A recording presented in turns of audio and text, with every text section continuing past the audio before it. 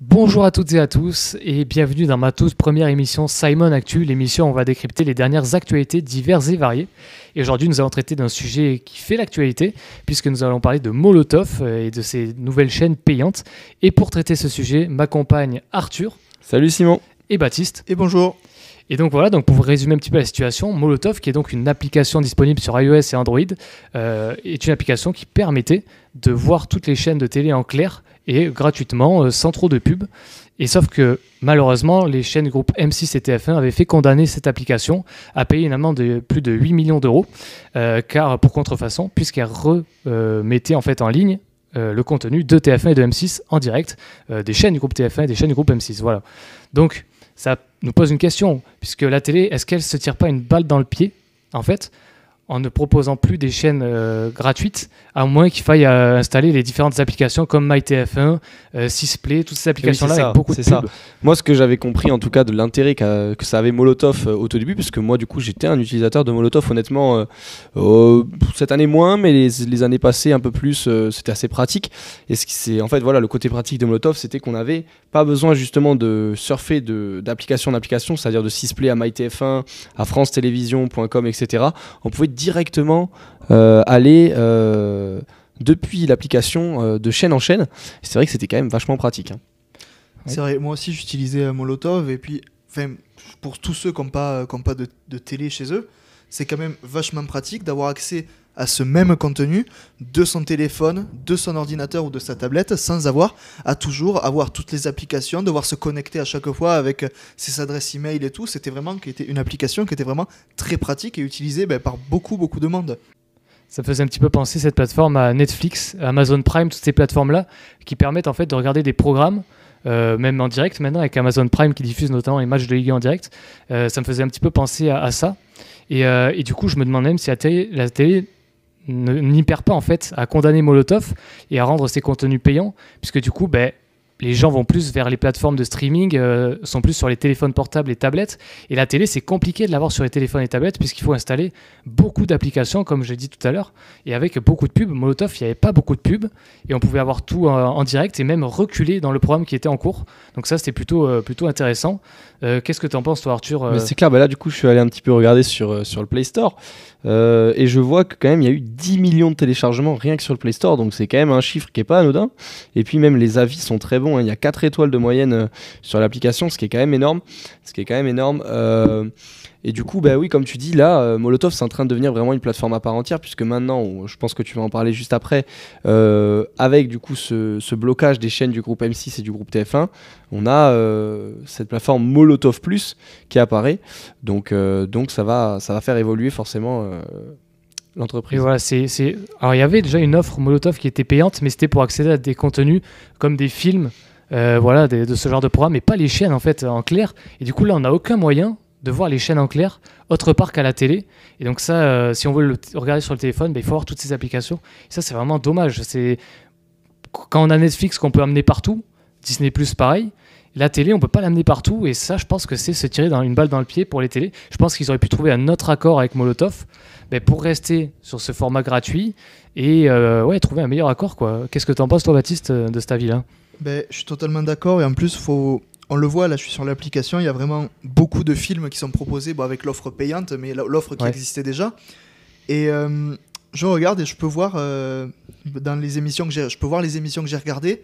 Je m'étais arrêté, je peux les reprendre de là où j'en étais, et ça fait déjà, pour celle-là, ça fait déjà 5 ou 6 jours. Et je peux toujours y avoir accès, je peux toujours la regarder, revenir au début si je veux. Et c'est vraiment bien, et c'est quelque chose qui du coup va se perdre.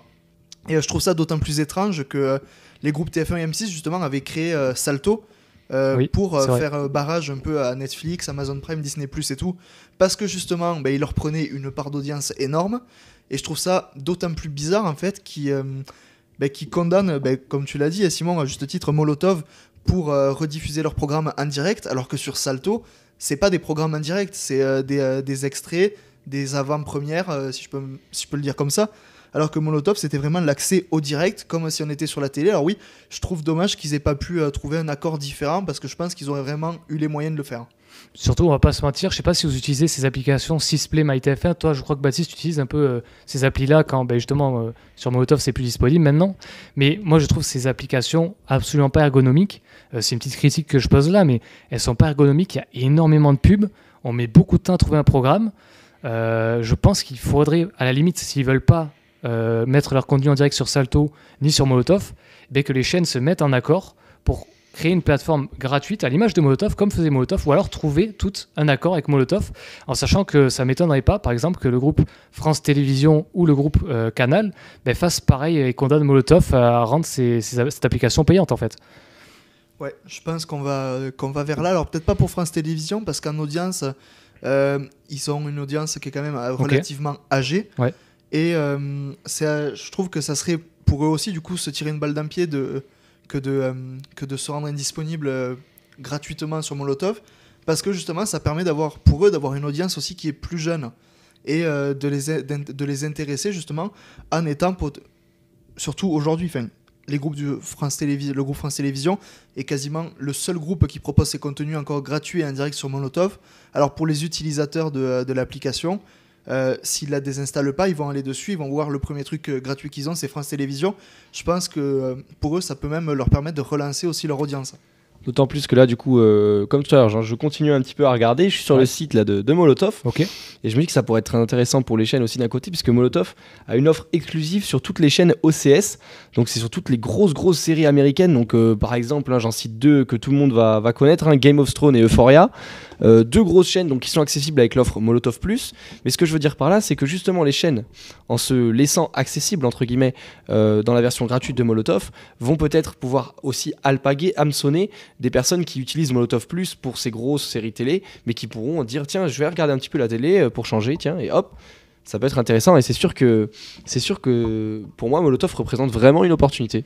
Et c'est vrai que Baptiste en parlait tout à l'heure, mais rien que le fait de pouvoir mettre pause et revoir un programme plusieurs semaines après l'avoir arrêté, c'est quelque chose qui est très intéressant. Alors je sais que ça peut se faire avec certaines box internet, mais pas toutes, et souvent les gens n'utilisent pas forcément la télé d'internet, mais plutôt la télé hertzienne, donc avec leur antenne à eux. Et c'est vrai que rien que cet aspect-là, déjà, c'était intéressant. Donc oui, moi je me pose vraiment la question. Je pense, de mon point de vue, que la télé se tire une balle dans le pied. En plus, la télé elle-même se plaint. On entend beaucoup les médias dire oui, la télé est en baisse d'audience face aux plateformes de streaming telles que Netflix, Amazon Prime, Disney+. Et derrière, elles vont un petit peu se sabrer en justement condamnant une plateforme qui permettait de les valoriser, je trouve, à mon sens. Donc moi, je trouve ça assez dommageable pour la télé, en tout cas. Surtout sur le digital, parce que, comme tu l'as dit un petit peu en début d'émission, aujourd'hui, le digital, c'est là où tout le monde passe la plupart de son temps. Et Molotov, c'est vraiment la définition même de l'application digitale qui marche, qui est simple, qui est efficace, qui est moderne.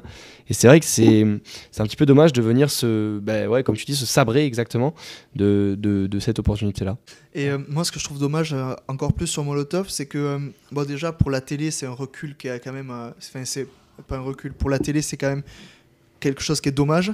C'est une grosse perte, mais c'est aussi une perte, je dirais, pour la culture, parce que on regarde un film, par exemple, sur TF1, sur Molotov, et Molotov faisait directement une fiche avec tous les acteurs du film, toutes les parties prenantes du film, et si on se dit, cet acteur, j'aime ce qu'il fait, j'aime son jeu et tout, on avait juste à cliquer sur l'acteur dans la description du film, et Molotov nous propose de regarder plusieurs films dans lesquels il a joué, et moi je trouve que c'était une super ouverture culturelle, parce qu'on pouvait justement découvrir des films auxquels on n'aurait pas forcément pensé, quoi. Ouais, c'est vrai, tout à fait.